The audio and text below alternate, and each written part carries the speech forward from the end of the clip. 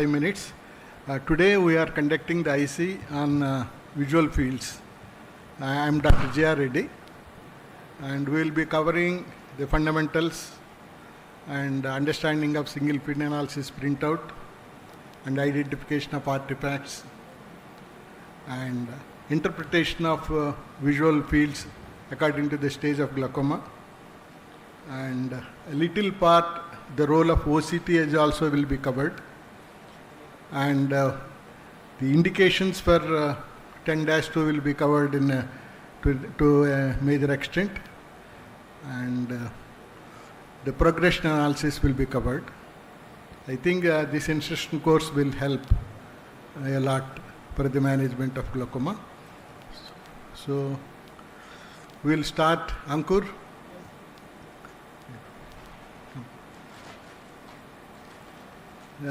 May I invite Vidya,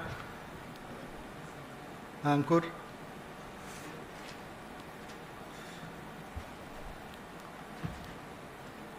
Mrs. Chakravarti.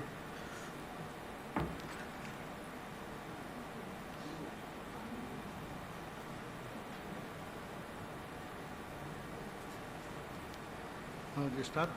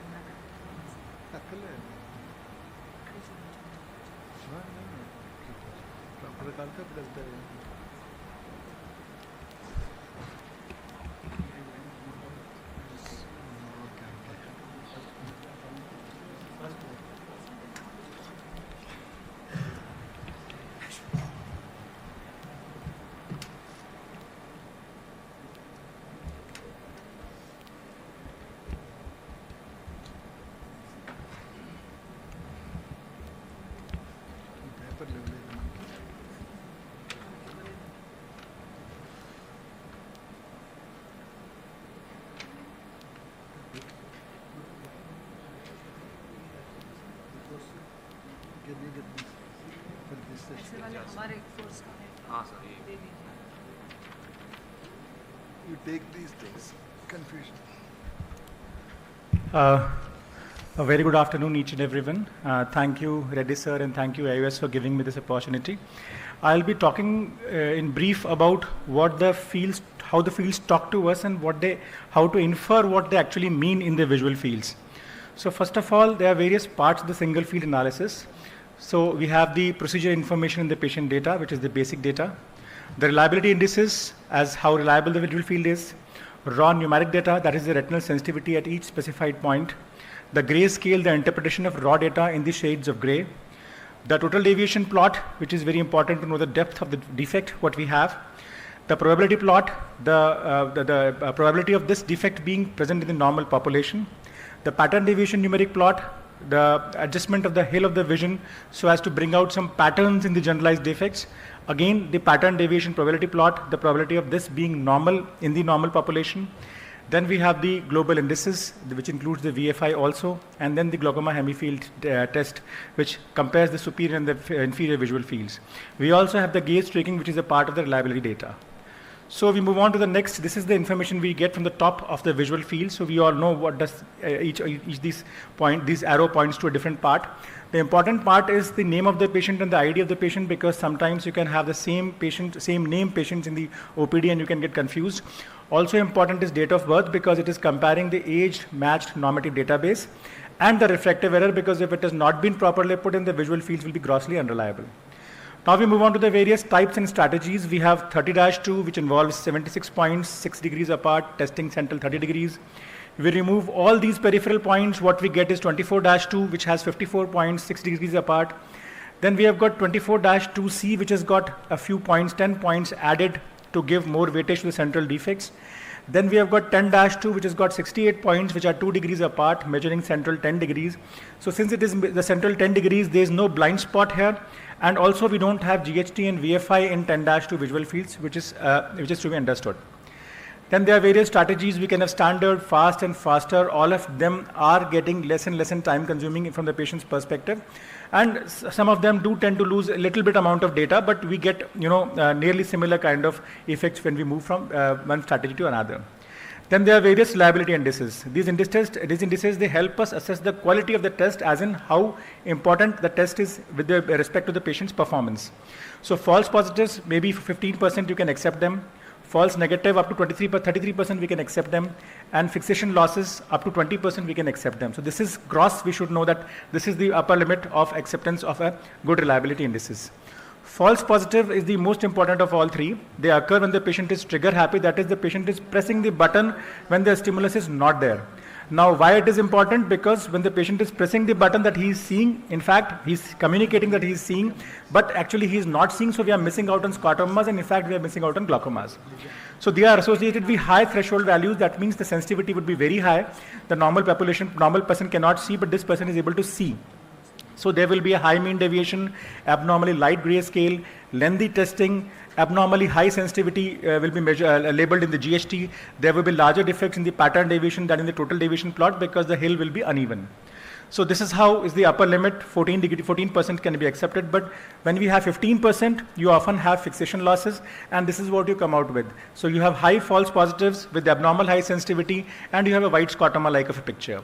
False negative, this happens when the patient says that he has seen a lighter stimulus, but he's saying that he has not seen the brighter stimulus. Now this is not correct. So this occurs when the patient loses attention or is fatigued out. Here again the mean deviation will show a great negative, because it's less than what is in the normal population, and what we get is a clover leaf kind of a defect despite a normal OCT or a normal disc we have in these patients. Fixation losses, they measure the patient's ability to track the gaze. So fixation monitor usually is the blind spot. It is mapped early on in the visual field, because then we can track the fixation losses. Now what it does is it gives a high intensity stimulant at the blind spot, and if the patient says it has seen, that means he was not fixing at the correct point. So this is how the fixation losses are measured. There's typically we ask for a central yellow light, but they can change depending upon the type of visual field we want to do and the visual acuity of the patient. So whenever we have high fixation losses, there will be again two crosses in the reliability indices area, and there will be low test reliability with GHT being outside normal limits.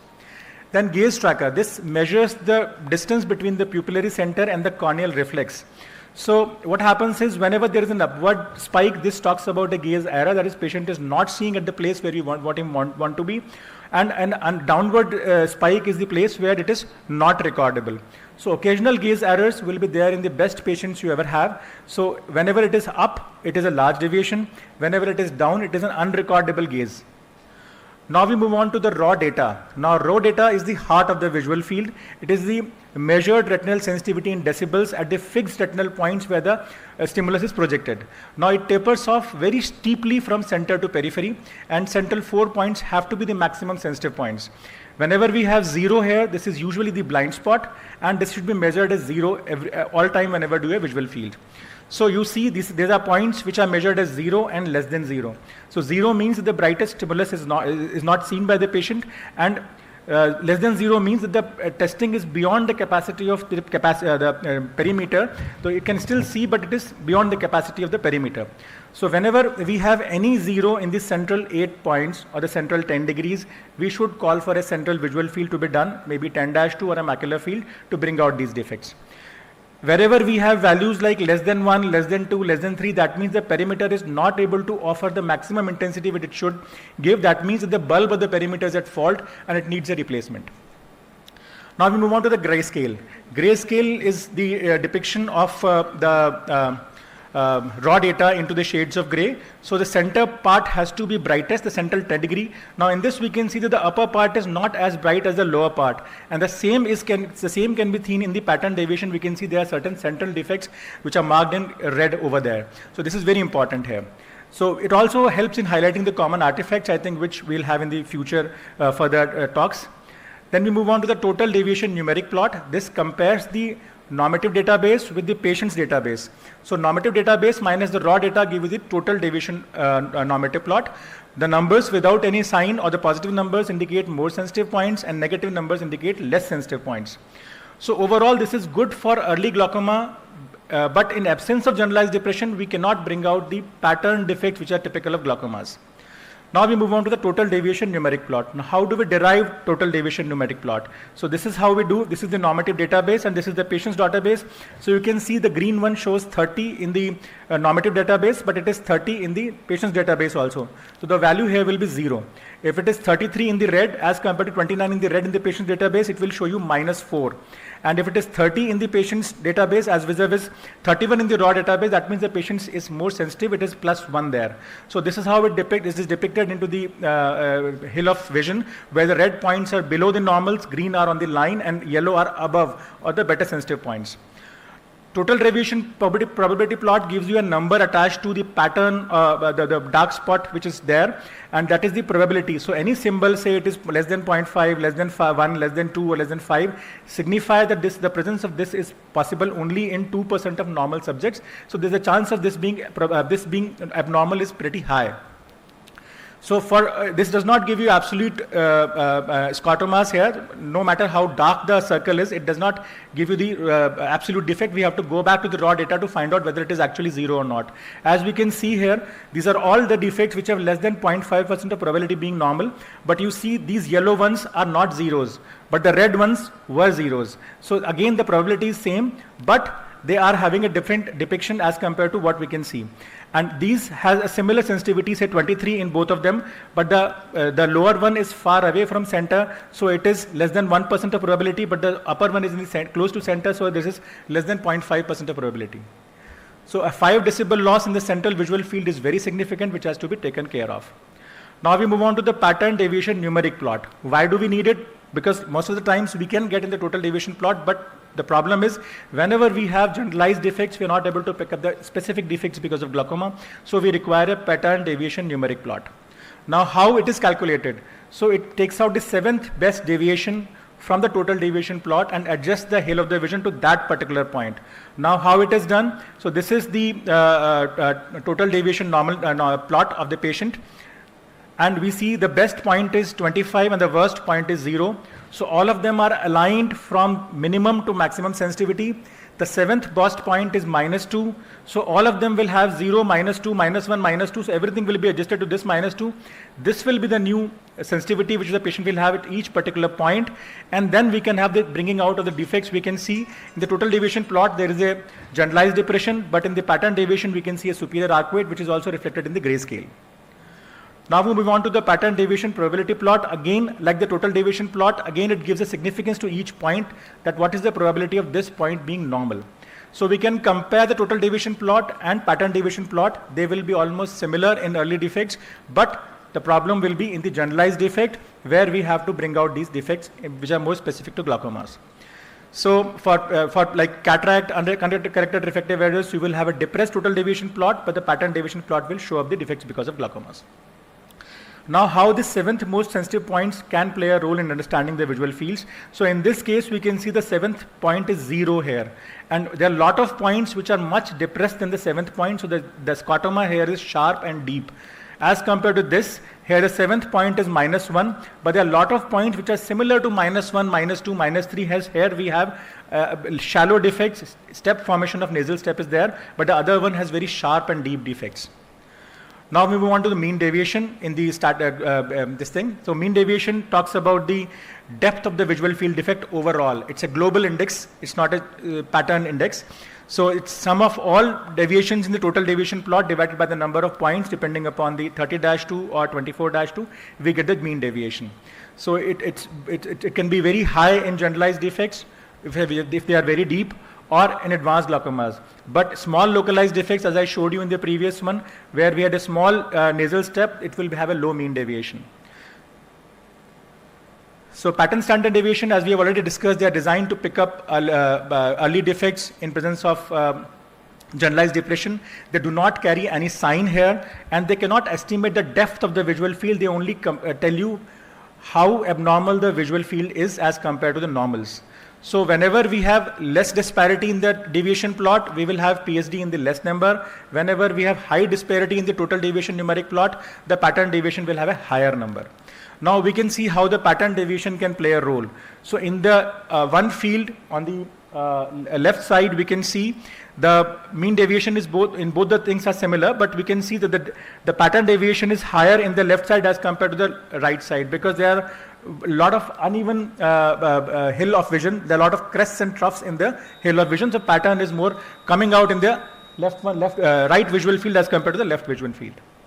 Now we move on to the GHT. GHT gives you notations like outside normal limits, borderline, generalized reduction of sensitivity, abnormal high sensitivity, and within normal limits.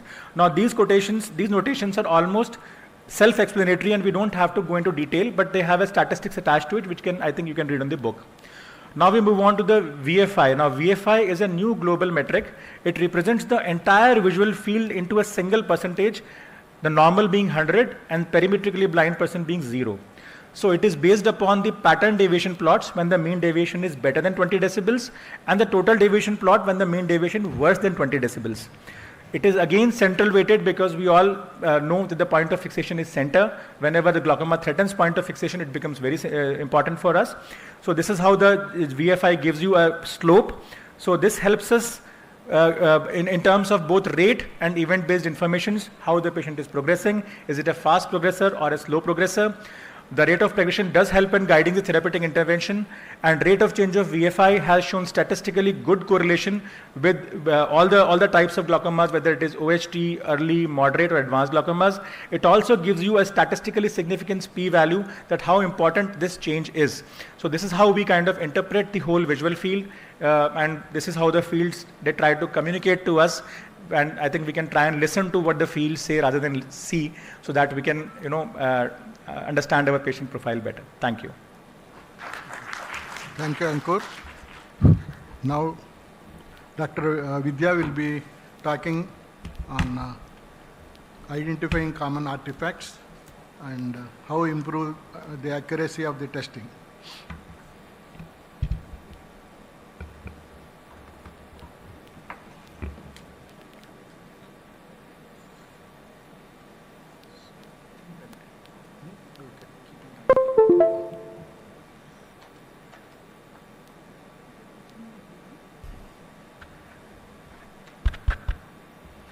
Thank the AIOS and APAO organizing committee to give me this opportunity, and thanks also to Dr. Reddy sir for including me in this IC.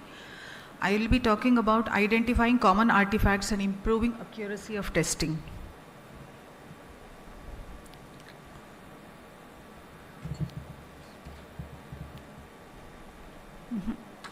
Not this. जो पहले था वो इधर था और एक था यहाँ पर दिखाइए ये वाला इसका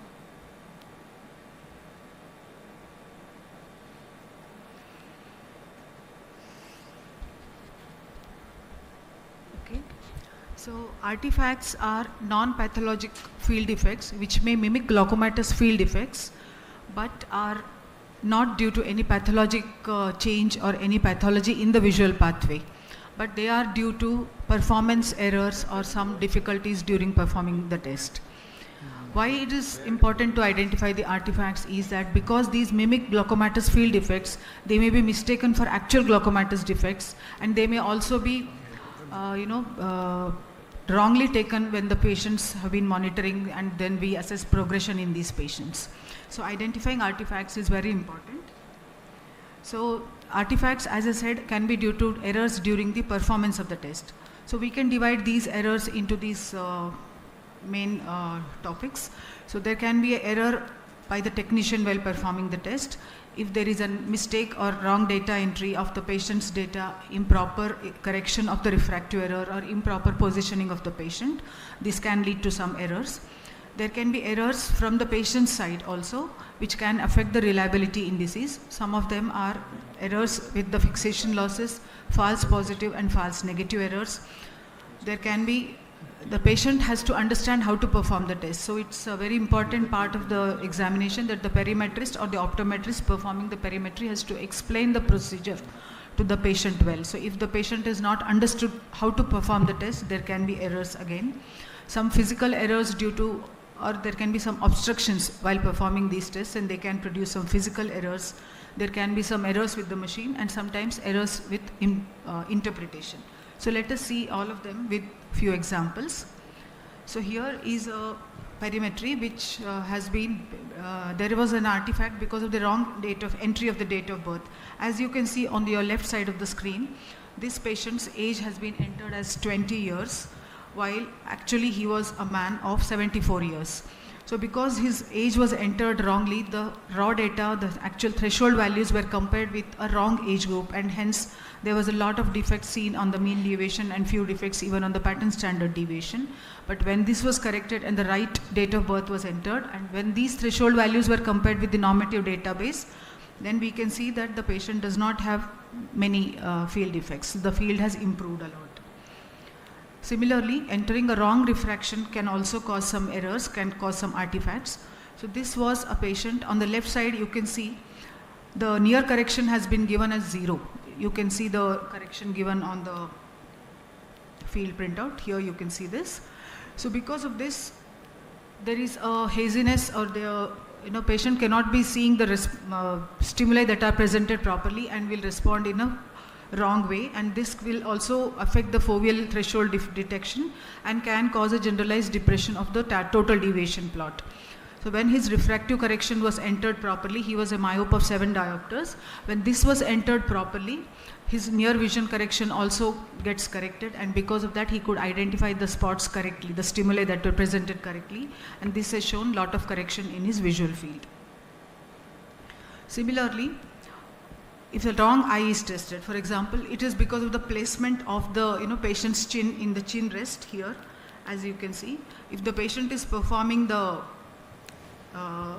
right eye, the left, his chin has to be placed on the left side in this chin rest. So if that improper positioning is done by the optometrist, if it's by mistakenly done in a wrong way, a wrong eye can be tested and it can cause some artifacts. So incorrect fixation can happen when in the beginning of the test, as Dr. Ankur also explained, the central foveal threshold is first examined with the help of this central fixation target. The central diamond is used to do the first thing is to map the fovea with the help of these small diamonds. At these 4 diamonds are used to detect the fovea. When the foveal mapping is complete, the patient has to move his fixation to the central diamond, the bigger central diamond, and then the rest of the test is continued. But if the patient does not shift his fixation from these small diamonds to the central diamond, there is a incorrect fixation, and the fixation, the blind spot, everything will be shifted down because the patient will be seeing at a target which is 10 degrees below the fixation, and then there can be this kind of a downward shift of the blind spot. So when this was corrected, when the patient was explained to fix properly, this has improved the performance of the test, and the normal position of the blind spot is obtained on this right side of the printout. Again, fixation losses can happen. Fixation losses are in generally detected by presenting the stimuli in the area of the blind spot. So blind spot being perimetrically not responsive, if the patient responds to a stimulus presented within the blind spot area, that means the patient has moved the fixation. That's why the target was identified by the patient. So there are several catch trials during the entire test that is being performed, and this can be this will affect the test performance of the test, and it's the duty of the perimetrist or the optometrist performing the test to monitor fixation. There are various ways to monitor fixation. One is by gaze tracking. As all of you know, there is a video monitor attached to the Humphrey's perimeter where the optometrist can actually see how the patient is performing. Is he fixing properly or is he moving? And if there are a lot of movements, the patients have to be, the test can be stopped and the patient has to be explained again. So video monitoring during the test is one way of assessing the fixation losses, and also matching the lens center with the pupil center. So as you can see here, the green plus mark is the lens center. The lens is the lens which is placed in front of the patient's eye, the corrective lens, and the red cross is the center of the pupil. So as you can see in the first picture on the left, the two are not aligned properly. That means the patient is not fixing properly. So once the patient is explained, then so we should see that the two things coincide. And also sometimes if the patient has some macular problem, some not able to understand and do the test properly, it is also possible to change the stimulus from size 3 to size 5. And also it's important to note the head position of the patient, because if the head is tilted, even then the patient will not be able to, because the stimuli will fall on the blind spot and that will increase the fixation losses. And this is the gaze track on the right side here, you can see. So this will be again also monitored during the test. And excessive movements of the eye, that means if the patient is not fixing and if constantly moving the eye, there will be deviation on the upper side of this graph, and those which appear on the lower side of the graph are because of a small deviation, or it can be because of a blink. So when the patient is again explained how to perform the test, how to fix properly, the test results do improve, as seen in the pictures in the center. So we have seen 2-3 examples where there are fixation losses, high fixation losses. So it can happen with a wrongly marked eye, and also with a wrong fixation with resulting downward displacement of the blind spot, and also because of the head tilt when again the stimuli fall on the blind spot area, and hence there are increased number of fixation losses. So when we see this kind of an increased fixation losses, we must think that one of these could be there, and the test has to be properly done again after explaining the thing to the patient. And because perimetry is a subjective test, the patients often find very difficult to perform the test in the first go. Patients do find difficulty in responding because the stimuli are very dim, and characteristically there can be defects in the mid periphery, or lot of, the field may look very bad if the patient is doing it for the first time. So it often takes sometimes 2 to 3 times of repetition of the test. And once the patient understands how to do the test, there is a definite, see here on the left side, there is a very, very abnormal field, but after explaining and after doing it repeatedly, the patient has now been able to perform the test well, and the field effect obtained on this side of the field is corresponding to the notch seen clinically. False positive responses. Sometimes patients are very anxious because it has been told to them that they have to fix properly, they have to respond only when the stimulus is seen. So they are very anxious to perform the test in a correct way. So they try to respond even when the stimulus is not presented. And sometimes a trigger happy patient also will respond. He just responds on his own even when the stimulus is not presented. So this will be recorded as a false positive response. So what happens here is usually the threshold values are of a very high value, because normal threshold values are between 30, 32. It should be usually a little equal to what is seen in the fovea, or even less than the foveal threshold.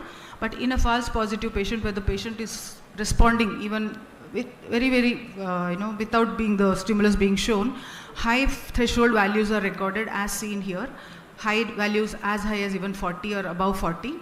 And this will result white scotoma seen in the gray field.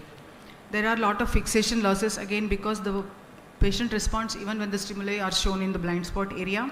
There is a generalized increase in the hill of vision, and because of this, and when the pattern deviation plot is calculated, as was explained by Dr. Ankur, the 7th best point is taken and that is deducted from the total deviation plot. And because these patients have a very high threshold values which have been recorded in the raw data, they produce lot of defects in the pattern deviation plot as seen here. So the total deviation plot looks more or less better, but the pattern deviation plot shows lot of deviation than the total deviation plot. So, and the glaucoma hemifield test shows an abnormally high sensitivity. So excess high false positive. So all these signs indicate that the patient is having a very high false positive response. Again, patients have to be explained, the test can be paused, patients have to be explained again, and the test has to be done again, because this is a very important index, because here, because the patient is responding very much, there is a high possibility that glaucoma may be missed. So it's a very important index, and this has to be corrected by proper counseling of the patient.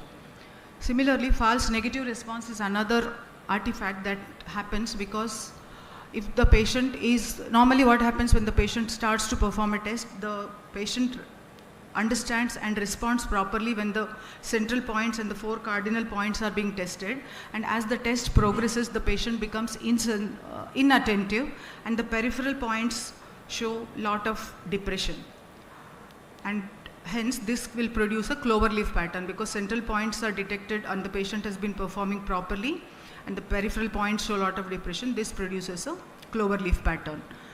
And false negative response here is very high and the test is flagged off with 2 cross marks. So this again has to be identified. This is an artifact, but this can also happen when the patient is having a very advanced field loss. Because of overlapping of the fields, the patients will not be able to perform the test well. There can be high positive, false negative responses. So in either case, so this can happen, as I said, because of an inattentive patient or because of fatigue, because initially patient is attentive and responds well, but as the test progresses, he becomes inattentive. So in this case, again, pause the test, explain to the patient again and repeat the test, and if required, we can change the stimulus from size 3 to size 5. And another type of artifact that can happen is because of some obstruction during the performance of the test. So for example, it can happen because of the thick rim of the lenses that have been used for performing the test. And if the lens which is placed in the holder is not placed correctly, if it's placed too much away from the patient, that will produce a edge artifact. It can produce a rim scotoma or a edge artifact. So here it is because sometimes it can happen even with a small pupil because that produces peripheral constriction of the field of vision. And it can also be because of a prominent orbital margins or a prominent nasal bridge also. So I said small pupil size, average pupil size has to be 3 to 3.5 millimeters, and this should be kept constant in rest of the tests that have been performed as a part of regular examinations. So small pupils, constricted pupils, especially in senior elderly patients, we can slightly dilate the pupil and do the test. So as I just said, so one more artifact is because of the ptosis or blepharochelosis. Because of that, the upper points here will produce very dark defects and they may mimic a superior arcuate scotoma, but it's because of the either ptosis or blepharochelosis. So a proper correcting tape can be used, and then when the test is repeated, the patients can perform well. Similarly, a tilted head position or a prominent nose can also produce edge scotomas in this way. So as was just said in the previous talk also, threshold values with values less than 1, less than 2, so they can happen because of some machine error, because the complete intensity of the light is not projected, probably because of a null-functioning bulb of the perimeter. So that has to be noted, and when that is the case, the test can be performed after correcting the machine problems. So there can also be some non-glaucomatous defects or non-glaucomatous fundus pathologies that can produce field effects similar to that of glaucoma. So here, because this patient was a high myope with large peripapillary atrophy, this was producing a very dense superior arcuate scotoma. So this was mistaken for, this could be mistaken for a glaucomatous field effect. But when we examine the fundus very carefully, we can see a large disc with a myopic crescent. So this field effect was because of the myopic tilt and a large myopic disc, but not because of a glaucomatous rim loss. Similarly, myelinated fibers, optic disc drusen, these kind of optic disc pathologies can also result in an enlarged blind spot. So always this may not be due to glaucoma, and only when the fundus is carefully, so basically we need to correlate with the fundus image and fundus examination, and then only decide whether the defect is because of the glaucoma or due to some other pathology in the fundus. Similarly, this case, as you can see, there is a peripheral constriction of vision, and this could be because sometimes can be confused that because of a large advanced glaucomatous defect, but when the patient was seen completely, it was because of the retinitis pigmentosa producing this kind of a peripheral constriction of vision. And it can also be seen in some cases of primary optic atrophy, sometimes even with extensive panretinal photocoagulation. Similarly, this patient, as we can see, there is a superior arcuate scotoma with macular threat, but this was not due to directly because of glaucoma, but this patient on fundus examination was found to have an inferior branch retinal vein occlusion. Similarly, very pale discs because of some neurological cause can also produce advanced field defect, but that has to be again correlated clinically. Same thing here. So it's very important to identify the artifacts. That means they may appear, they will simulate the glaucomatous defects, but It's very easy to differentiate between the artifacts and the actual glaucomatous defects by proper correlation with the fundus picture. And it's very important to enter the patient data correctly, explain the patient how to do the test. If required, it has to be done again and again. The patient may need repeated instructions to do the test properly. And very important to monitor the performance of the test during the test. And we can change the test strategy so that the results improve. So clinical correlation is very important and never interpret visual fields in isolation. Okay. Thank you. Can I invite Mrs. Chakravarti, and she will be talking on understanding point pattern based analysis of visual field and indications of 10-2 testing. Sir, I'm just looking for one pointer. If I may, sir, there is a disclaimer we need to announce. So commercial names of medical devices, software, equipment may appear in this content because they are linked to specific medical procedures, which are the focus of this training material. Other products on the market can be used to perform the aforementioned medical procedures. The educational provider does not endorse any particular product. Thank you. Yeah. Hello. I would like to welcome everybody for this IC. At the outset, I would like to offer my thanks to Reddy sir for giving me this opportunity. Today's topic, understanding point-based analysis of visual field and the indication of 10-2 testing. Now first I will go for the understanding of the test point locations. A 24-2 size 3 white CETA standard threshold test usually is the best choice for a perimetric test for glaucoma patients.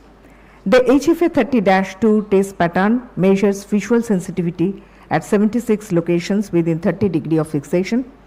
The 24-2 test pattern consists of 54 test points which are spaced 6 degrees apart. Over time, the 24-2 test pattern has substituted the 76 test point 30-2 test pattern. Now I am comparing test locations between 30-2 and 24-2. Now those are completely red here, they belong to 30-2, and those who are combination of blue and red, they are common for 24-2 and 30-2. Here is the 24-2. Now come to the central and paracentral test points for central 12 points. Already we have discussed that in the 24-2, 54 test locations. Out of 54, 52 within the central 24 degree plus 2 nasal locations near 30 degree. The innermost 12 of the 54 test locations, these are the centralmost 4 points, are within the central 10 degree around fixation, and 8 surrounding paracentral points. These are the paracentral points. Now why these central and paracentral points are important? Just to understand test point locations and related initial visual field defects. What are they? IPFS and INS. Now in the 24-2 visual field, the pattern deviation probability plot can be divided into 2 subfields, that is initial parafoveal scotoma and paranasal scotoma. By definition, initial parafoveal scotoma is located in one hemifield here and of a 24-2 visual field within 10 degree radius, and the paranasal scotoma is within the nasal periphery outside 10 degree of fixation. Here I am comparing 24-2 and 10-2 test locations. In 24-2 here, in the central 10 degree we have 12 points, whereas in 10-2 we have 68 points, and now is the 24-2 and 10-2. Now just see here only 12 points belong to 24-2 to understand or measure the problem in central visual field defect, whereas 10-2 has 68 points. Here I am comparing HFA 24-2, HFA 10-2 and Octopus G, G1. Next I am coming to the second part of our my topic, that is the indication of 10-2 testing. Just we start with a case presentation. Now this patient definitely, this is a loss here, and he is a glaucoma patient, normal tension glaucoma, 40 years old. And when we just did our 24-2 in 2010, patient had only this defect, just centralmost 1 point, single point defect. And 2012, the patient presented with initial parafoveal scotoma. Now on the same time, 2012, we did a 10-2. Now just see, this is a dense scotoma, right? Superior arcuate. So the central visual field defect is missed by 24-2 visual field test. Now here are more examples here. The underrating of central visual field defect by 24-2 visual field. Here, in all these case central visual field defect, and the central 12 points, they either underrated or missed the central visual field defect. Whereas in 10-2 test pattern, 68 central points. So we can find that is an arcuate scotoma, and please note, in every case, the mean deviation and pattern standard deviation are there more than the, in 10-2, more than the 24-2 visual field test. Now just I am touching the structure function. Temporal half of the optic disc has two vulnerable regions, superior vulnerability zone and the inferior vulnerability zone. The inferior vulnerability zone here is associated with the inferior macular retinal region, the region of the overlap of the macular vulnerability zone, that is a red circle here. This is very important area, and this is called macular vulnerability zone. The SVZ does not overlap the region of the disc associated with the superior macular zone. Now why these things are important? Here the vulnerability zones and the 24-2 visual field and 10-2 visual field points, I am just relating them. So again I am coming to this area is very important, and its more vulnerable macular region projects into the inferior quadrant. Now I am superimposing 24-2 visual field points, 10-2 visual field points on vulnerable zone. Please note, first is the 24-2 visual field points.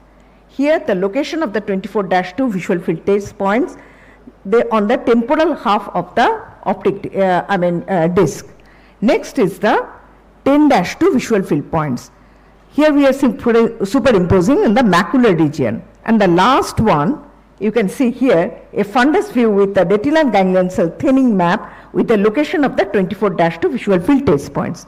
Please note here, now these 4 points are definitely outside the retinal ganglion cell thinning area. So this is the main reason why 24-2 visual field either underestimated or missed, underrated the central visual field defects. Now these are more examples how 24-2 missed or underestimated central visual field defects.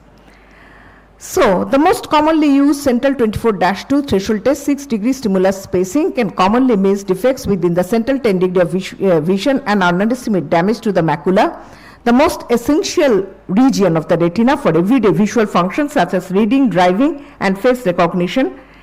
In some glaucoma patients in the early stage of the disease, glaucomatous macular defects can be present and the central visual field may be affected even as the initial visual field defect.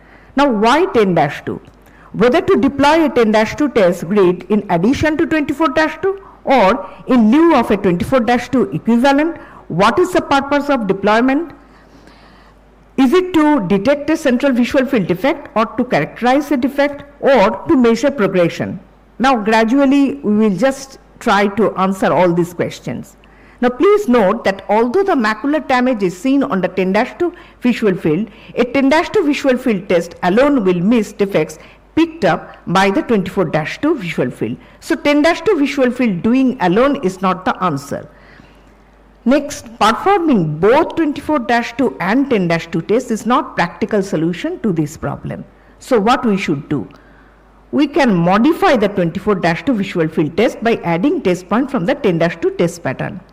Testing that targets central and more peripheral visual field regions has been explored. What we did, modifying the 24-2 visual field test by adding test points from the 10-2 test pattern, 3 modified 24-2 visual field test patterns, 24-2 plus 4, 24-2 plus 16 and 24-2 plus 16 empirical were simulated by adding 4 or 16 test points from the 10-2 visual field. So now we have 24-2C. You can see in the centrally 22 points, 12 from 24-2 and 10 from 10-2. Now here there is no central visual field defects and central 22 points are encircled by red circle. Now I am comparing 24-2 and 24-2C. Why?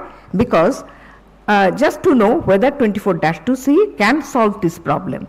So there is inferior damage on optic disc.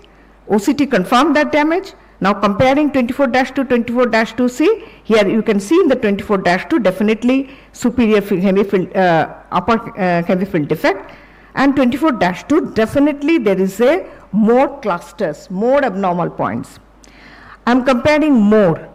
So we are comparing mean deviation, pattern standard deviation, mean sensitivity and clusters.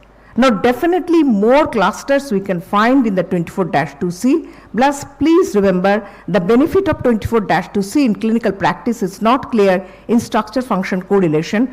Identifying cluster using the 24-2C is not appreciable.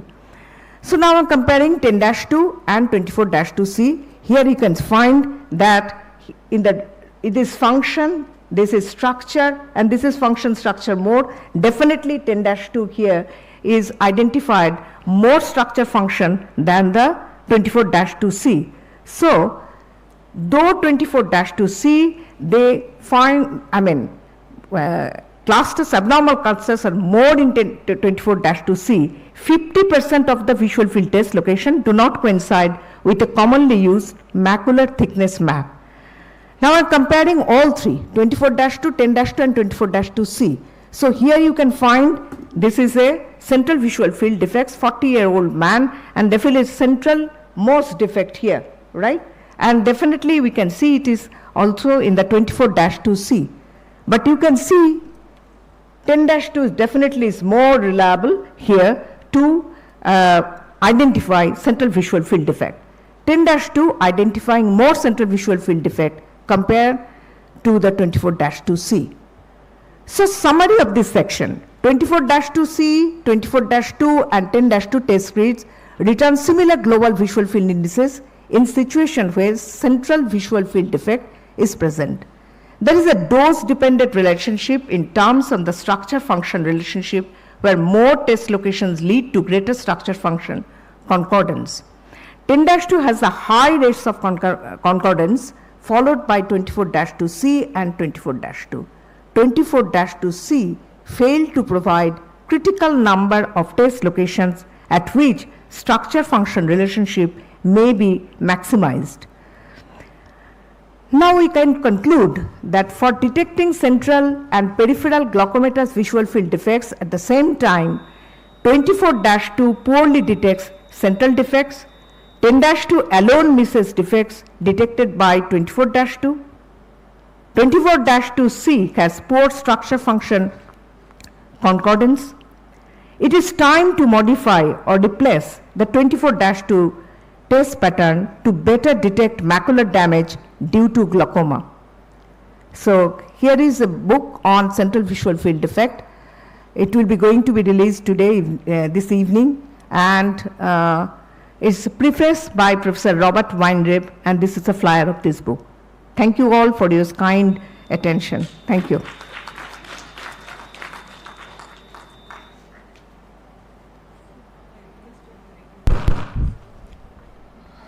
I would now like to invite our chief instructor, Reddy sir. Thank you. Who is one of the pioneers of teaching about visual fields, and he has authored 2 books on that so far. Lisa. Okay. At the onset, my sincere thanks to scientific committee to give the instruction course for us. My talk is on interpretation of visual fields related to glaucoma. The aim of interpretation of visual field in a glaucoma suspect is to diagnose glaucoma, and the aim in interpretation of visual field in established case of glaucoma is to set the target IOP depending on the field defect, the location of the field defect, extent of the field defect, depth of the field defect, and the direction of progression of the field defect. Taking into consideration all these things, we set the target IOP, and to prevent further progression and to prevent the onset of new field defect. So for this interpretation, you must have proper baseline fields. What do you understand by proper baseline field? Normally when we suspect glaucoma, we ask for 24-2 and we see the indications for 10-2. And the indications of 10-2 starts from disc evaluation and proper evaluation of 24-2. So as you know, the neuroretinal rim, the outer edge is formed from the peripheral fibers, will enter at the outer edge of the neuroretinal rim. And if the field defect starts from the periphery, the disc almost looks normal. And at the maximum, the AIOS20 rule may be violated. When the defect starts from the center, that means the central fibers are involved, then the notch appears along with RNFL defect.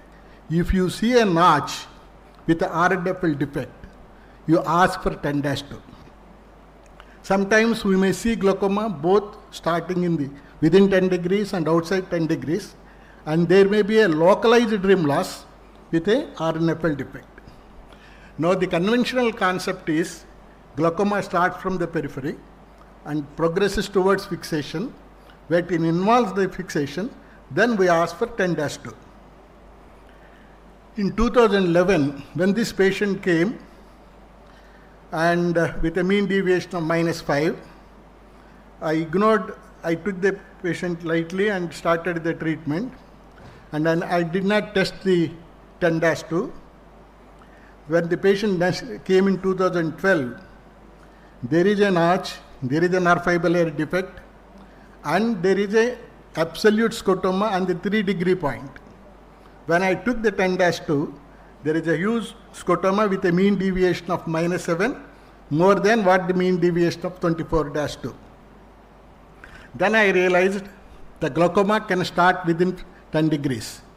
Then if I see a notch and an RNFL defect, even though there is no gross reduction in the central 16 points, even though there is the localized scotoma, one scotoma is there, not fulfilling Anderson's criteria, yet I ask for 10-2 and we can see the huge scotomas in 10-2. This patient under my care from 2005 to 2007, a localized scotoma. I thought that the patient is stable, and in 2015, when the patient is complaining that I am not seeing near vision properly, then I saw the absolute scotoma is there from the beginning. When I asked for 10-2, there is a scotoma passing in between 3-degree point and 9-degree point, not picked up, but actually I will tell the grayscale role, then I realized there can be multicentric origin of glaucoma. Then how we should not miss multicentric glaucoma? The main culprit is total deviation probability plot. If you see the total deviation probability plot, it is looking like a single scotoma biarcade, but if you see the pattern plot, it is having two scotomas, one at the center and at the periphery, and also a grayscale also will tell us one is at the center and another is at the periphery. So if you follow the grayscale and pattern deviation probability plot, you can pick up multicentric origin of glaucoma. But sometimes the total deviation and pattern deviations may look similar, but the grayscale will help us to pick up the multicentric origin of glaucomas. So why? Because why we should have proper baseline fields? Take for example, sometimes the glaucoma may be stable in 24-2, maybe show progression in 10-2. So we must have proper baseline fields. And the main culprit is the grayscale. Normally the grayscale within 10 degrees, it should be bright because the sensitivity in the central points are more than around 38, 40, and just outside 10 degrees, it is around 30. Even though the central area loses 10 dB, there won't be any darkness in the central area. That is the main culprit. So losing brightness within the 10 degrees is an indication to repeat the test. Even though there is no gross reduction in the sensitivity of the central 16 points, and if you see the fundus, you will have the RNFL defect going towards the macula, and OCT also will help us. You see in the case, the 2, there is a shade, the darkness little appeared, and in the last case, the darkness came in the center. So we should not wait till the dark shade appears in the grayscale. Appreciating the losing the brightness within the 10 degrees is an early indication to repeat the test of 10-2. So in order to, when the 24-2 came into existence, not to miss, to ask for 10-2. You please remember, 24-2 is not the substitute for 10-2 because we are not finding any points within 3 degrees. Even 24-2, no points are there within 3 degrees. Therefore, for macular split, fixation split, we have to ask 10-2. And this is the case, the pre-perimetry glaucoma, almost the strong family history or IOP are little higher side. If you see the 3 cases, almost the discs are looking similar, but suspected glaucoma. And somewhere in the first case, somewhere it is told as a physiological cup. And in 2016 and 2016, she came in advanced stage. And 2017, 2019 came with a disc hemorrhage. 2019, the third case seen, and 2024, it came in an advanced stage. So it is very, very important to pick up the early glaucoma at this stage, because in most of these cases, the field defect, if it appears at the periphery, almost they look normal. At the maximum, I told you the AIOS20 rule. So the perimetry classification, this is my own classification. Glaucoma can be classified as pre-perimetric and perimetric. Perimetric can be starting from outside 10 degrees, within 10 degrees, and simultaneously within and outside 10 degrees. If you follow this classification, you hardly miss the indications of complete 10-2 and 24-2 simultaneous to have the proper baseline fields. So the pre-perimetric glaucoma, there is no field defect. When there is no field defect, there is no role of visual field. Visual field only tells when there is a field defect. Now the perimetric glaucoma. The perimetric glaucoma, interpretation of the perimetric glaucoma can be done in 2 ways. One, analyzing the field defect. That is done by the visual field, the field analyzer. But the normal field is there in the perimetric glaucoma. I gave a new terminology. To the normal field, I told that it is a pre-perimetric part of perimetric glaucoma. This pre-perimetric part of perimetric glaucoma will be analyzed by OCT. So to take, for example, in the first case, localized scotoma, it is the established case. We can see RNFL with rim. And there is a well done field, fixation losses, false positives, false negatives are almost within normal limits. When the false positives exceed 15%, that is an indication to repeat the test out of these 3. So this is most alarming about the field defect is it is a relative scotoma, but it is progressing towards fixation. When it is progressing towards fixation, you must be alert in the management of this case, even though it is a relative scotoma. The second case is a well done field. It is a biarcate scotoma, and if you see the scotoma, there is a definite indication of 10-2. The 10-2 is done. If you see, they are all absolute scotomas. The upper field is almost absolute scotoma. So once it became absolute scotoma, there is nothing to do with that field. Now our aim is how to protect the maculopapular bundle and the lower field. So when it is normal, we have to take the help of OCT. So OCT, the upper part reflects the lower one, 63, 69 and 71. 71 is the maculopapular bundle. See the upper temporal, which reflects the lower temporal field, almost it reached the red zone. So you must be very aggressive in the treatment, and to save the lower, you can save only the lower part. So we have to go for trabeculectomy to keep the pressures very low to save the eye. So normally when you see 10-2 in this case for progression analysis, you need not go again for 10-2. You can go for macular test, because you have to know how this the maculopapular bundle area to assess. You can go straight away to the macular program with size 3, which is most underused. Then this case, a localized scotoma and with a mean deviation of only minus 2.29. But when the test is repeated with 10-2, see the mean deviation is minus 12. And luckily the lower part is having a very good retinal ganglion cell thickness. You need not be so aggressive in this case to save the remaining vision. This patient, if you see the next case, appearing, if you analyze, it is looking a localized scotoma.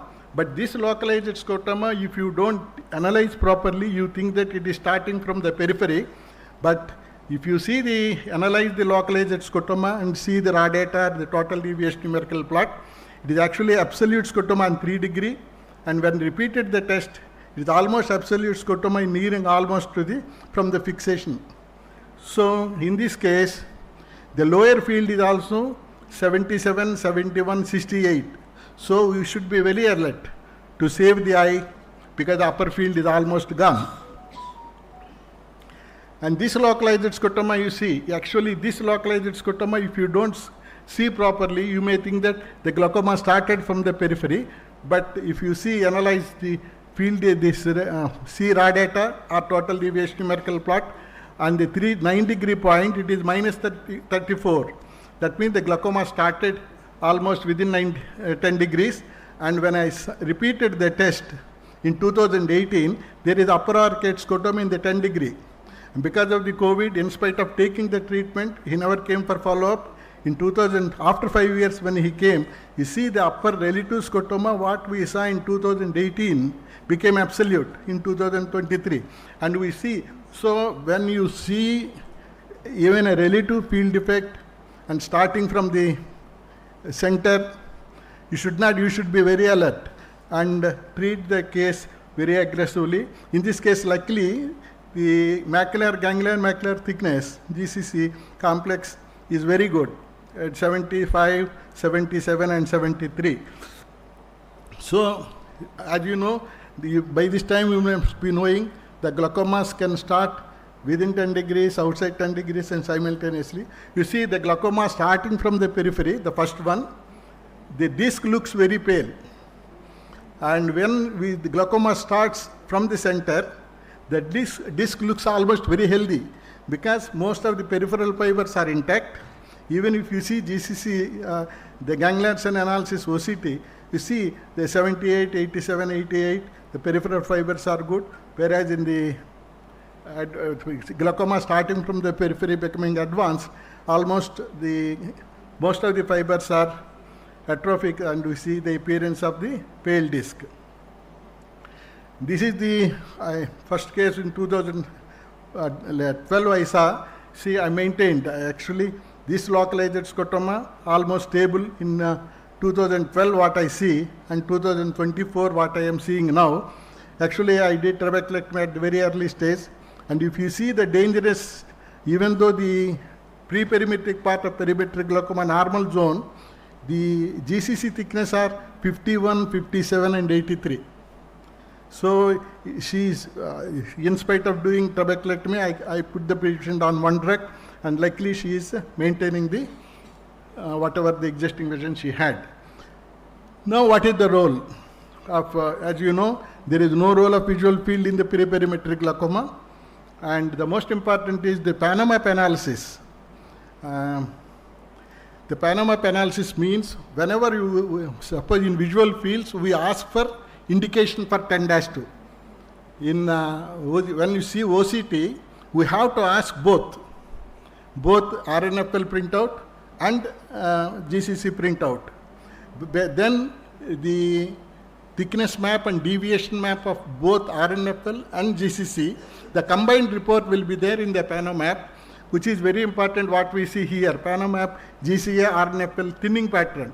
Even though it is all green,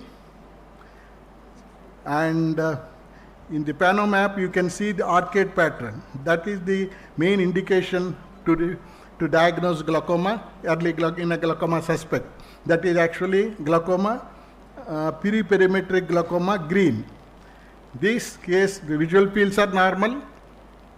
RNFL and GCA only yellow color code, and definite pattern field defect, pattern thinning is there, and this is known as perimetric glaucoma, yellow. This patient, what we seen recently only 2024 with a strong family history, and there is no field defect even in 24-or 10-2, and RNFL is normal, all green, but GCA is showing 66. You see, the most important point what I want to tell you is, even though the ganglion cell thickness is having a red color code, 66, still the field will be normal. The red color code GCC thickness with 66, the field is normal. And the red color code appears from 68. Almost up to 60 degree micron, the field will be normal. That is why minimum 30% ganglion cell loss should be there to appear for this thing.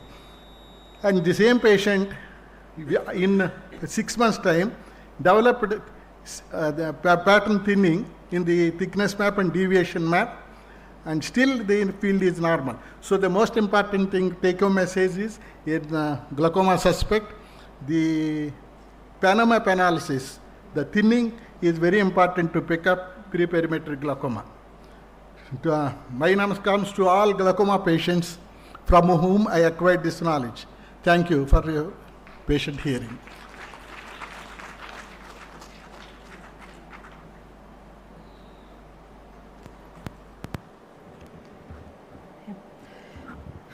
So today, this is the last talk of today's session, and it deals with visual field progression.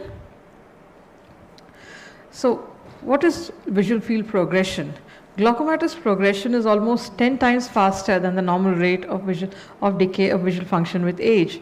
So the normal rate of decay is about 0.07 decibel per year, whereas in treated glaucoma patients it's about 0.6 decibel per year, and it is much worse, 1.1 decibel per year in untreated glaucoma patients. So progression is not an exception, but the rule in glaucoma. Now, visual field progression, there is actually a blindness criteria which includes visual field as one of the criteria. This is the Indian criteria, where a visual field with a diameter of less than 10% in the better eye is part of the blindness definition. Thus, progression, it is important to remember that progression rates vary greatly among patients, and the whole thrust of detecting progression, of progression analysis, is to detect rapid progresses. This is important to preserve the visual function and quality of life of the patients. So identifying progression is much more difficult than detecting loss. There is this background of dynamic noise, and we have no uniform algorithm. The contributors to this background noise, or what we call variability, is the field and the point status, that is the deviation from normal. That is, if a point is farther away in the field, then the noise or the variability is going to be much greater than if it is in the central area. The eccentricity of the field, the patient test-taking experience. Sometimes the patients simply aren't alert enough, and then there's too much variability in their responses. The strategy chosen, the CETA or the full threshold strategy, or the fast strategies, whatever we take that. So as of now, so there is there is no uniform algorithm for progression detection as such, but of course there is something which is given by the manufacturers of all visual field analyzers. So the three main changes in defects are a deepening of the defect, an enlargement of the defect, and a presence of a new defect. These are the three primary guides to detecting progression, and the biggest bugbear here is long-term fluctuation. So this is particularly true for deeper defects and for more advanced glaucoma. So how do we look for progression? There are three ways to do it. We have the event analysis, the trend analysis, and then there are some new methods. The visual field progression. So the event analysis flags single events compared to a baseline, and the trend analysis shows the overall trends. Now the Humphrey automated perimeters guided progression analysis combines both. So before proceeding to progression analysis, one must ensure that a thorough clinical evaluation is done to look for the reasons for a new defect. So one must look for cataract, retinal conditions, or neurological disease. And the initial selection of the fields, that is a strategy, the 24-2 CETA strategy or full threshold, or what has been used, that also has to be looked into before you actually go into the progression analysis. And the duration between the fields. So the first two fields are taken as the baseline by the GPA. So they must necessarily be done in quick progression. So if you have one test that was done at one point, another test that was done after 6 months or 1 year, and those two are taken as a baseline, you're probably not going to get a very accurate results there. Any antecedent surgery, there should be at least 1 to 3 months gap before doing the field. So all these factors, all these things have to be factored in before we actually go ahead and do the analysis, the progression analysis. So overview prints are very useful. They give you a first impression of the fields. Then it's also useful for assessing reliability indices. And it also helps in excluding inappropriate fields from the analysis. One can observe developing field loss earlier in the probability maps. And one can also pick up patients with diseases other than glaucoma, for example, neurological diseases or macular diseases, which just show up in the central area. Now this is the HFA, the GPA program, which is the current standard in the Humphrey perimeter. So you have the baseline test, the VFI trend analysis, and the event analysis for that particular day's field. And this is the GPA summary report. So selecting the correct baseline test is, as I had mentioned earlier, is very important. The HFA software is programmed to choose the oldest 2 matching exams as the baseline automatically. So both should be reliable with repeatable defects, and fields in the learning curve may need to be manually excluded. So that's important. One has to exclude them beforehand. One must also take a little bit of care to shift the baseline after any surgery. So this is also allowed in the current HFA. So if you have performed a cataract surgery, or if you have performed a trabeculectomy or glaucoma surgery, you can flag it and you can make it the new baseline in the program itself, in the HFA itself. So the initial selection of strategy determines the exams that will be included in the follow-up exam evaluations. In the latest HFA 3, the 3 CETA testing strategy, that is CETA faster, CETA fast, and CETA standard, may be freely intermixed in the Humphrey's perimeters updated GPA program. This was not there with the older programs, but this is available with the current program. If a series of baseline and follow-up examinations include both 24-2 and 30-2, GPA will analyze all tests at 24-2. This is another advantage with the current machine. And GPA is not designed for 10-2 tests, so we do not have progression analysis on the 10-2. So this is a summary report of the last 3 follow-up. So there is something called the last 3 follow-up report, in which it will show you the VFI trend analysis and the event analysis preceding the last 3 follow-ups are shown. And then there is something called a GPA full report, which is identical in format to the last 3 follow-up, but includes all the follow-up tests. So that is a very long report. Now coming to the individual aspects of the report. So the VFI is what is shown in the trend analysis. Now, what is a VFI? It was developed by Winston et al. As an intuitive assessment of visual function, and it reflects the vision-associated quality of life. A minimum goal to retain at least a VFI of 50% in the better eye during the patient's entire lifetime. It is center weighted, that is, it corresponds with the distribution of pattern of the ganglion cells. It is less affected by cataracts and other media changes. And VFI is used to quantify the rate of progression on the GPA summary. So it's like it gives you a trend as to what is going to happen to this visual field down the line. It provides an overview of the patient's available visual field history. It is plotted to the patient's age to calculate the rate of functional change over time. So how do you interpret it? So you have the two baseline tests, so which document the initial visual field. Then you have the VFI plot, which is the regression analysis of the VFI values and a 2 to 5 year projection. And if you have more than 5 year fields, there is also something called a rate of change that is given. As you can see in this particular field, this is the rate of change that is given. And then you have the VFI bar, which is a graphical estimate of remaining useful vision at the current VFI value, along with a 2 to 5 year projection of the VFI regression line if the current trend continues. Then we come to the event analysis. Now the event analysis is based upon the criteria for progression used in the EMGT, the early manifest glaucoma trial, and it uses the pattern deviation plot. A single solid dot. So if you see, there are so many single solid dots here. So it is a point that is not changing. A small open triangle, so you have the open triangles, there are 4 open triangles here, are a statistically significant change or the degree of deterioration expected at less than 5% at that time. A half filled triangle, that is again, there are none here in this, but a half filled triangle would look like this. That is, there has been a change which has been seen in 2 consecutive tests, so it is likely progression. And a solid triangle, that is, there is one solid triangle here, so that shows that this deterioration has been seen in 3 consecutive tests, and this is likely progression. And then you also have something called an X. There are so many X's in here. It primarily signifies that this point was out of range for the analysis. So the X mainly occurs in field effects that were already very, very deep at baseline.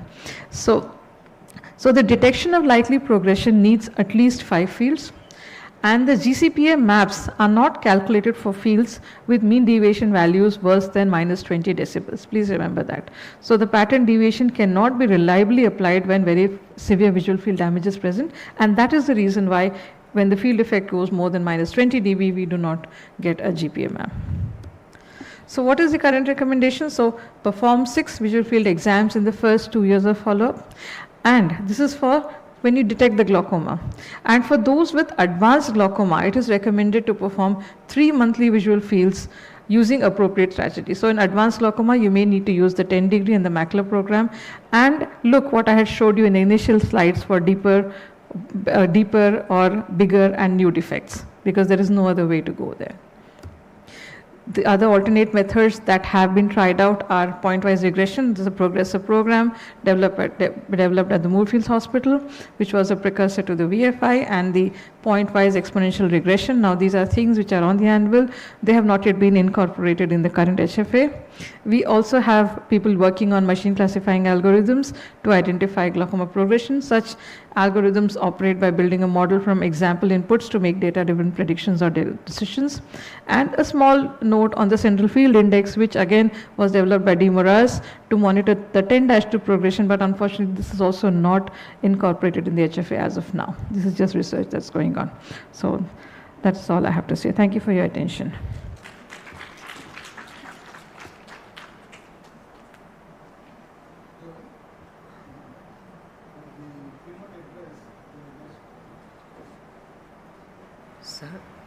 Sir, kuch more. I mean,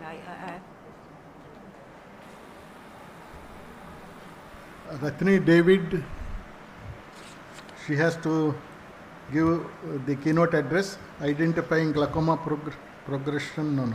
The talk on triple drug, fixed drug dose combination in glaucoma management. My early experience. Ratni David. You can ask your question. yeah. Sir, in the meantime, can I ask something to Geeta? Yeah, sure. We can have. I mean, No. She has a question. I have a question for Geeta. Question answers we can have. Yeah, please. Okay. So Geeta, what we will do? I mean, if 10-2 has no progression, right? No progression, a GPA, right? Yes. But patient is moderate to severe glaucoma. Yes. We can only, assess the patient with 10-2. Yes. So, is the overview printout in that case is only we have to depend on that? Yes, so one has to depend only on the overview printout because there is no other way, because the GPA will not analyze a field with a mean deviation more than minus 20 decibel, and particularly if it's a very deep and advanced glaucoma, one has to rely on serial 10-3 evaluations with the overview printout and a macular threshold program. If that is also, if there is a threat to the macula, that is threat to fixation, then one has to look even at the macular program serially on a 3-monthly basis. No, if I have a 10-2 record with me, Yes. say, because most our patients are having more than minus 12 or minus 15, Yes. most of them, Yes, yes. right? So is the huge population there Yes. more than 15 or more than 18 like that? Yes. So if I have 10-2 overview with me, so I have to go for the macular program also? That depends on whether there is a threat to fixation. If there is a threat to fixation on the 10-2, then you may proceed to the macular macular field. But if you feel that there is no threat to fixation, you can just proceed. You can just continue with monitoring them with the 10-2 for that particular area, for the central field area. Yeah. Thank you. And one more thing that what you have mentioned that regarding the to check the progression, because now is the most important thing. We have to do more tests to know whether the glaucoma is progressing or not, and Yes. OCT cannot detect the progression. So we have, and OCT cannot detect what glaucoma severity stages are. So we have to depend on visual field only. So in that case, there is a new, understanding that what we thought previously, that 3 tests per year, that is the most dependable and the most important way to understand progression. They say no. Now the thing is, annual visual field testing, even if you do for 2 years, that in the 3rd year can give you the understanding of how much progression is there. This is a new concept. Yeah, so that is absolutely the bare minimum, because the context of 3 fields per year, it came in the context of the GPA report. Because the GPA report requires about 5 that is fields in for a- essential perimetry. What is Yes. the last one, the 5th one? Yes. We have seen that. Yes. But I have just presented one case, and then I can't remember that in which protocol it is. But they have seen that it's not all the time that giving you the progression. So if you do even 6 months, every 6 months, if you can follow that patient, that can be done. Yeah, so every 6 months, but you will need a minimum of 5 fields, so you will not be able to pick up on the GPA summary report. That will not be able to give you an output at the end of 2 years reliably. You will have to wait for the 3rd year. However, in the first 2 years, if you can manage about 5 fields at various intervals, the GPA summary might be able to help you. It's just in the context of the HFA output. Of course, it's not always practical or feasible for patients or for clinicians to get frequent field testing done from patients. It's a big inconvenience in the clinic and for patients to get frequent field testing done. It's expensive. Patients don't like to do fields, but the bare minimum would be 6 monthly field, absolute bare minimum. But as far as using it for the GPA program is concerned, you would require a minimum of 5 fields. So yeah, so you would probably have to wait longer before you can apply the program. But yes, you could make a reasonable interpretation with 4 fields also if you have it, 3 or 4 fields. But again, the baseline, you need 2 for the baseline. And now there are some new concepts coming in because now you have the CETA faster, which reduces the testing time much more than the CETA standard. So there is a new concept that is coming in of front loading with the field. So there is this Jackpoo and Michael Calliantis, they have published, in which they have made patients do 6 to 7 fields on the same day, just to get them to familiarize with the field testing. Of course, this was a research paper, so I don't know how far it is practical, but yes, it's better to familiarize people with the fields as much as possible. And then The most important part is, forget about 10-20, what is the residual field? The most important part is the residual field. What is the residual field the patient is having? The entire 10-2 is almost normal. That is a different situation. And only a small residual field is there. Then how to protect that? Because we can't see for progression, there should be zero progression to protect it. Then the macular program comes into a role. Because all the macular program is nothing but 10-2. 10-2, the central 16 points of 10-2 is the macular program.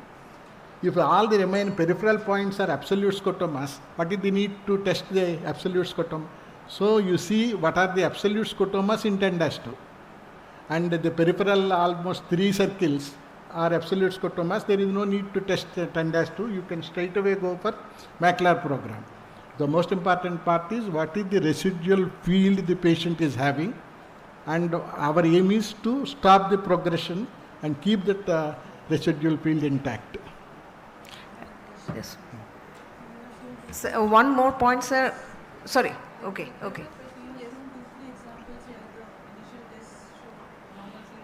Yes, please come. You can use the mic here for the questions. No, where, which one? How many of you dilate the patient before visual field testing? I mean, without dilating or with dilating? Because it's a very wrong concept that some people, they always dilate the patient before visual field testing. Normally we don't dilate. Yeah, so that's why I'm saying, sir, it's a very, I have seen that many people, they dilate the patient before visual field testing. No, if the dilatation Unless is and until very small pupil, right? Though patient are using pilocarpine for a long time, in that case perhaps we can do. Sometimes when the patient is having cataract, sometimes we tend to put the dilate drops, but normally we don't dilate to do the visual field. Suppose if the dilatation and cataract is there, then you consider the pattern plot. Sir, how much change in the macular program, how much change in the decibels do you think that suggestive of progression? Like patient has done one macular program in the previous visit. No, actually, I told you what is the residual, the fields the patient is having. Now the patient is having a very good retinal sensitivity, the residual field 30 dB is having. Then okay, you can say 2 dB, 3 dB. Normally 1 dB, 1.5 dB per year is accepted. More than that, okay. But the residual field is very small. I say that even 1 dB, we should be careful. And that is your aim is to protect. Then you can take the help of OCT. Now the OCT, understanding of OCT, the GCA thickness. What is the GCA thickness of that residual? If the GCA thickness may be 70 and maybe 60. So 62 fall very, very serious. 72, okay, it's 68. 2 micron thickness fall is okay.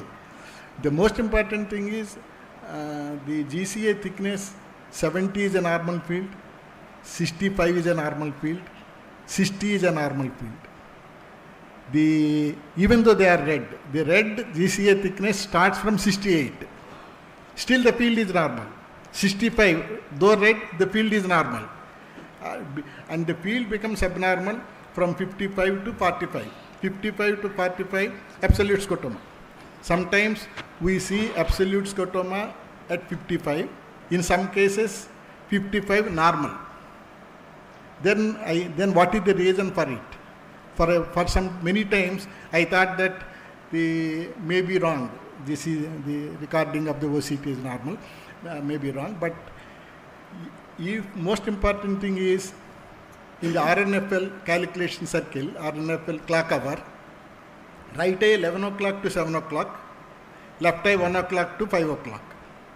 The macular segments sectors represent. So macular sectors, take for example right eye from 11 o'clock to 7 o'clock, even though GCA thickness is reduced greater extent, and if the RNFL is having good thickness, then the retinal, even the GCA is 55 will have a normal this thing. So whenever you see advanced glaucoma, GCA is 55, you concentrate on the clock hour. If the clock hour is having good RNFL thickness, that means we are safe. Even up to 50 also the patient can. If the RNFL thickness is low, with 55 GCA thickness, it is a bad prognosis. Sir, if I may add, sir, to what he asked. One point, Yes. and again, you go for OCTA. If the OCTA is having a good peripapillary, radial peripapillary capillaries, that is also a good prognostic sign. A good radial peripapillary zone with good RNFL, even the GCA 55 or even sometimes 48, the visual field is normal. But they are going to be past progressive. In no time it will become progressive and absolute. Yeah. Therefore, it is a very dangerous situation. A 10-2, normal 10-2 with ganglion cell thickness 55, with bad RNFL clock hours, and OCTA with not good perfusion. In no time, they will become absolute. Yeah. Sir, if I may answer the question on the macular. So what you were asking about following up the macular program, how do you do it? So there are 16 points. So you do the macular program and you follow up and you do it every 3 monthly because it's an advanced glaucoma patient. You have to follow on a 3 monthly basis. So there are going to be fluctuations, what I have shown you, particularly in advanced glaucoma patients. So the only way to determine whether a decrease is actually real and not a fluctuation is to repeat it. So if you think there has been a significant decrease in decibel wise, dB wise, so it may be a good idea to repeat it within a week. And if you find that with the next week when you are doing it, it comes back to normal, then you can just hold on. And if you think it is still low, then you have to keep the patient under closer follow-up. And what sir was telling about the macular, what you call OCT. So the macular OCT floors, the macular OCT, the RNFL floors before the macular OCT.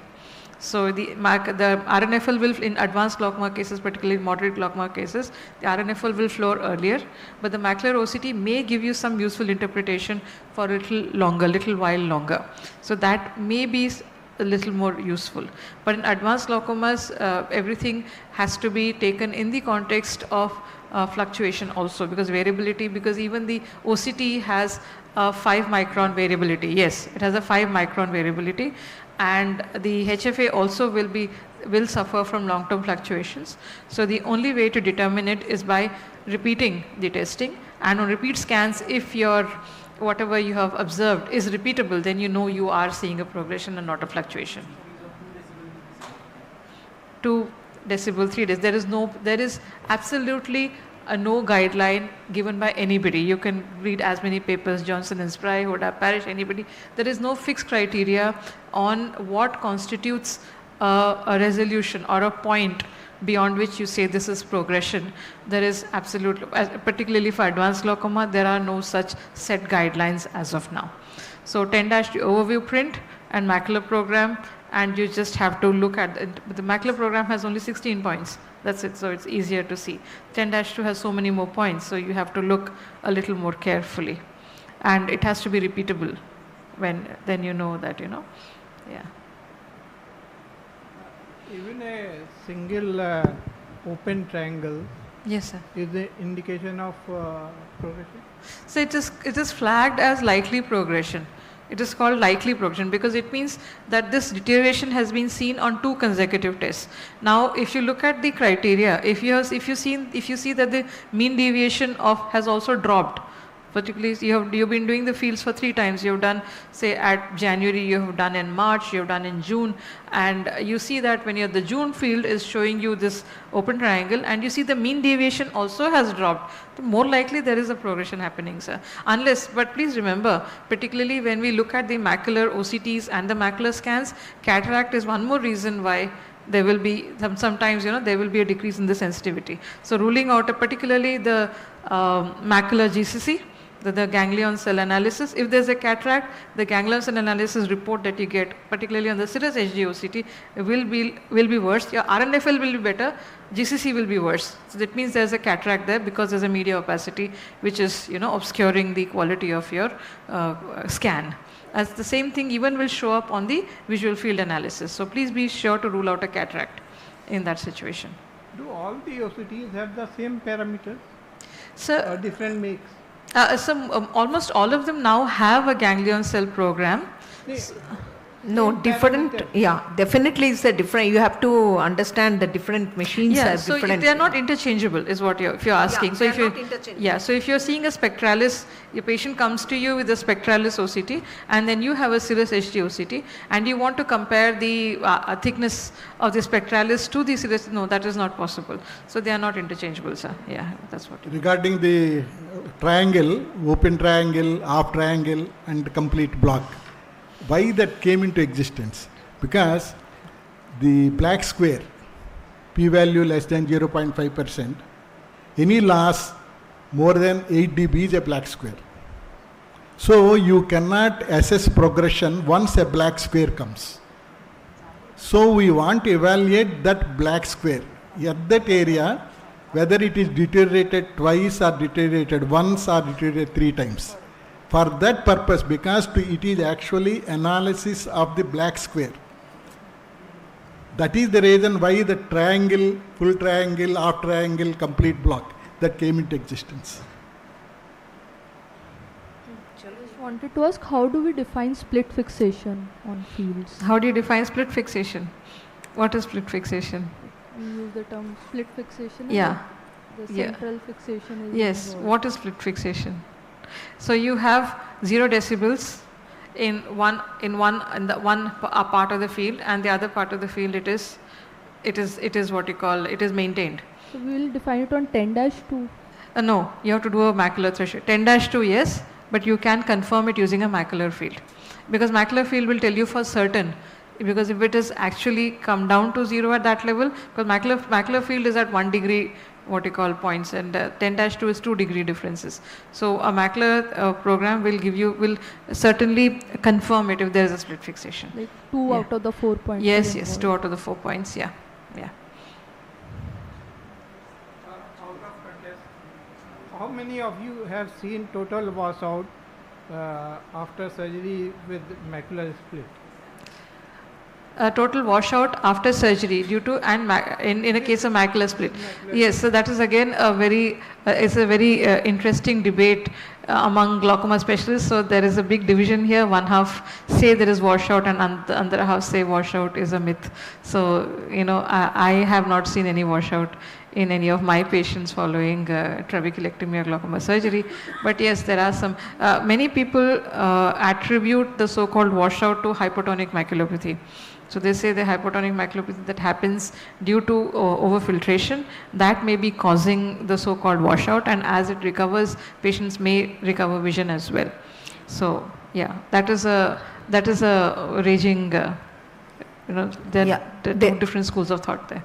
There are many papers are there regarding the washout. I mean, some they have the opinion that it was the very old concept because that time there was not good instruments or something like that and could be surgical problem. But the problem is, even though they have found some washout thing, and that's why they cautioned that you can just make people, your patient aware that there is a possibility. Those who are really, very visual field is very narrow. In that case, you can caution. But I think sir is there. He had many surgeries, so he could answer that. Yes. How many? Sir, Yeah. Arad is there. Dr. Ramakrishnan, sir. Dr. Ramakrishnan is there. Sir, about So washout. Yeah, sir, Washout only in he could glaucoma. answer how many washout he has seen.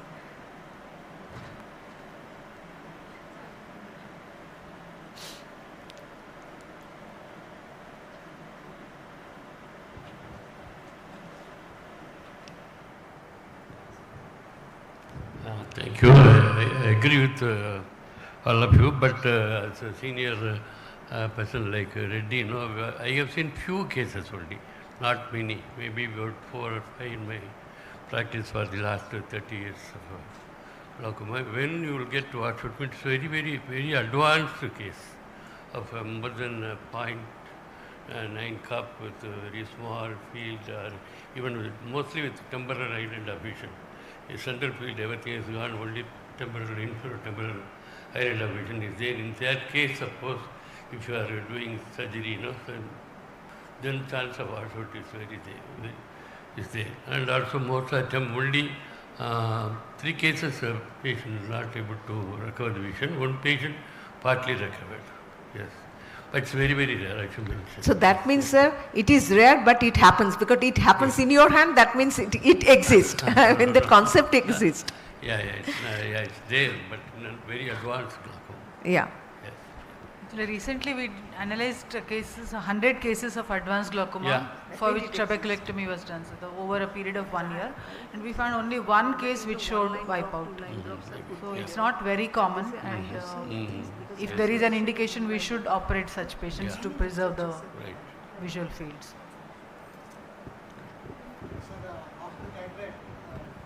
Yes. That is actually more dangerous, I feel.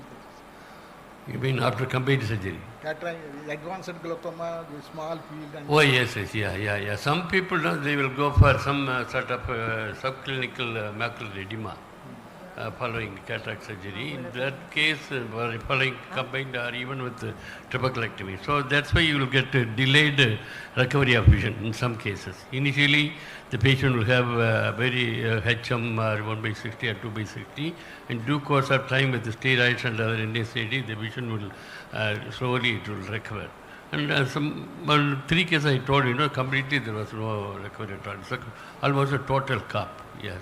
During phaco surgery also better to keep the IOP levels not going high. Definitely, yes, sir. Yeah. That is one most important. Yes.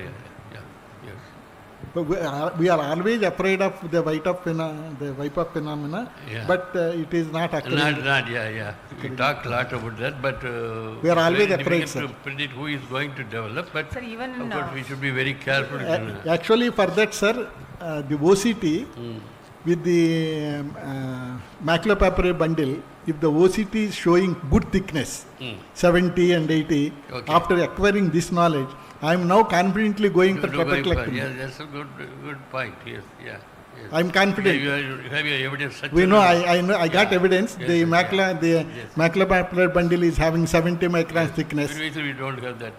We need not get worried. Yes, we have to depend so regarding phaco in patients with advanced cataract, even during phaco, the intraocular pressure can go up to 70 millimeters of mercury, they say, because of the fluid dynamics. Because any so that is also again one risk factor. Yes, a sudden acute rise in sudden rise in pressures. But that's very transient.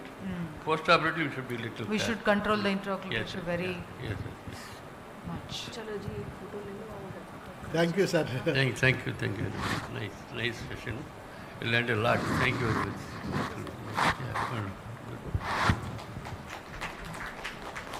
Thank you, sir. Thanks, faculty. We had a very, very good CME this time. For last 40 years, I'm practicing. This is the first instruction course on visual fields, which was eye-opener. Thank you so much, sir. Please give the feedback officially also. Thank you, sir. Thank you. Yes, thank you, Reddy, sir. All credit Reddy, sir.